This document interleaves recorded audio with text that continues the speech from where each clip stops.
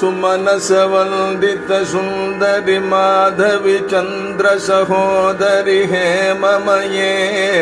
मुनिगणमण्डित मोक्षप्रदायिनि मञ्जुळभाषिणि वेदनुते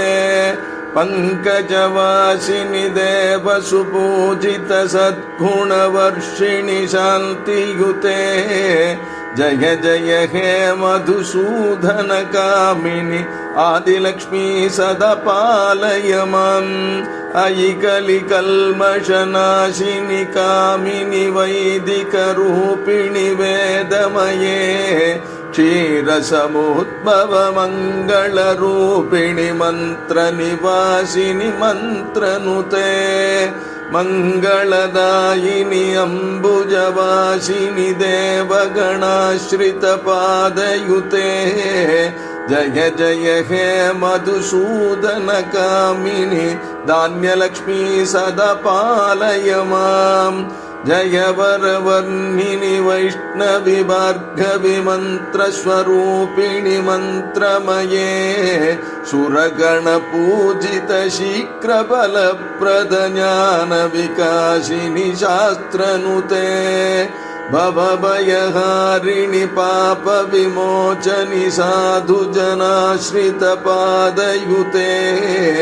जय जय हे मधुसूदन कामिनि धैर्यलक्ष्मी सदा पालय माम् जय जय दुर्गतिनाशिनि कामिनि सर्वफलप्रद शास्त्रमये रथगजतुरगपदादि समावृत परिजन मण्डित लोकनुते हरिहर ब्रह्म सुपूजित सेवित ताप निवारिणि पादयुते जय जय हे मधुसूदन कामिनि गजलक्ष्मी रूपेण पालय माम् अयि खगवाहिनि मोहिनि चक्रिणि राघविवर्धिनि ज्ञानमये गुणगणवारिधि लोकहितैषिणि स्वरसप्तभूषित गाननुते सकल सुरासुर देव मुनीश्वर मानव वन्दित पादयुते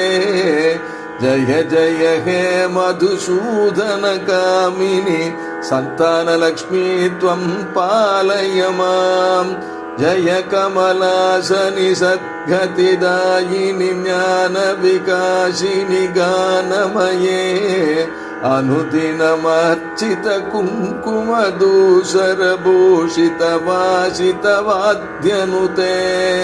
कनकधरास्तुति वैभव वन्दित शङ्कर देशिक मन्यपते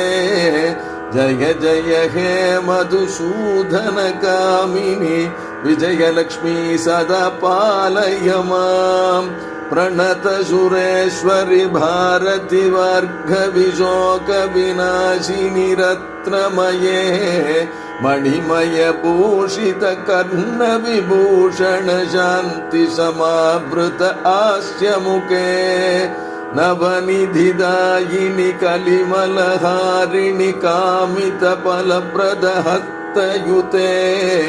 जय जय हे मधुसूदन कामिनि विद्यालक्ष्मी सदा पालय माम् धिमि धिमि दिन् धिमि दिन् धिमि दिन् धिमि दुन्दुभिनाद सुपूर्णमये